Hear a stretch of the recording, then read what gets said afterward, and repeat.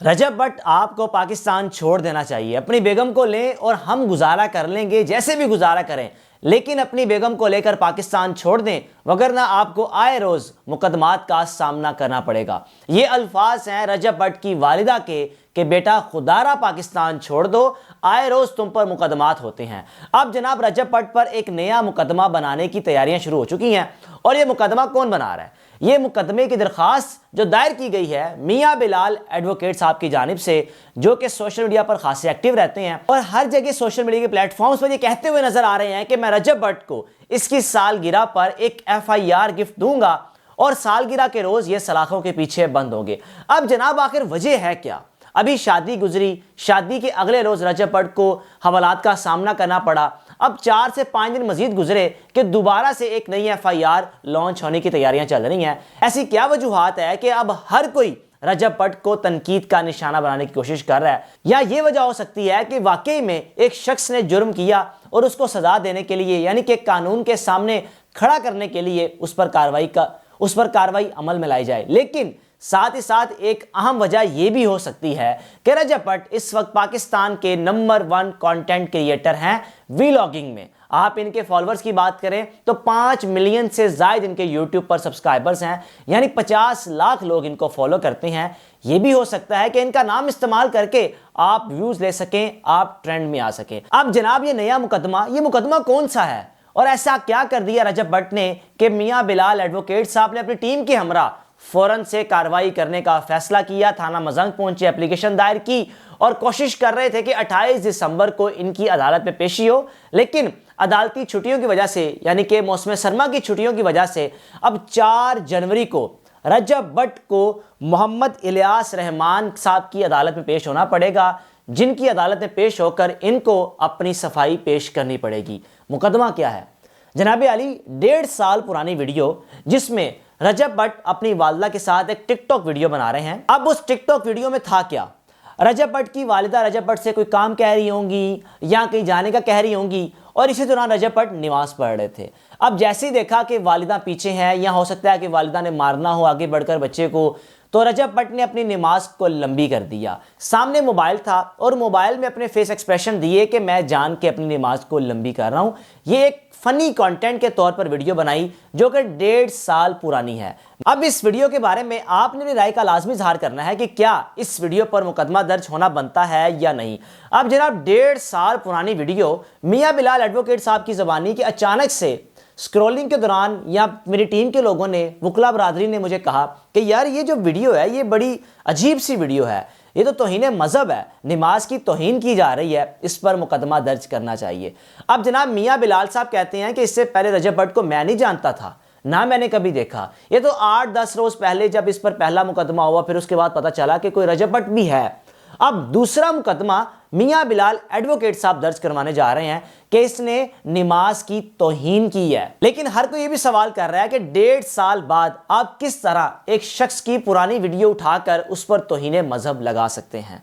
इस बारे में आपने बताना है कि मियां बिलाल साहब जो काम कर रहे हैं क्या वो ठीक है। और दूसरा, रजब भट्ट साहब से मुतालबा किया जा रहा है कि जनाब जितना जल्दी हो सके आप माफ़ी मांग लें, वगरना आपको मुकदमात का सामना करना पड़ेगा। और सबसे अहम चीज़ मियां बिलाल साहब के हवाले से वो ये कह रहे हैं कि 10 साल की सज़ा हो सकती है, यानी कि जुर्माना तो होगा ही होगा, लेकिन इस तौहीन पर, इस FIR पर, इस मुकदमे पर रजब भट्ट को 10 साल कैद की सजा हो सकती है।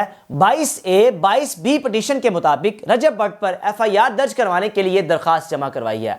अब जनाब जो रजब भट्ट के मद्दा हैं, यानी रजब भट्ट के चाहने वाले हैं, वो बार बार ये बात कह रहे हैं कि रजब भट्ट का नाम लेकर ये वकील साहब अपने आप को ट्रेंड में लेकर आना चाहते हैं, मशहूर होना चाहते हैं। लेकिन दूसरी जानिब अगर मियां बिलाल एडवोकेट साहब की शोहरत की बात की जाए तो इनके फेसबुक पर आज भी 15 लाख से ज्यादा फॉलोअर्स हैं, यानी इस मुकदमे से पहले भी मियां बिलाल एडवोकेट साहब सोशल मीडिया पर अच्छी खासी शोहरत रखते हैं।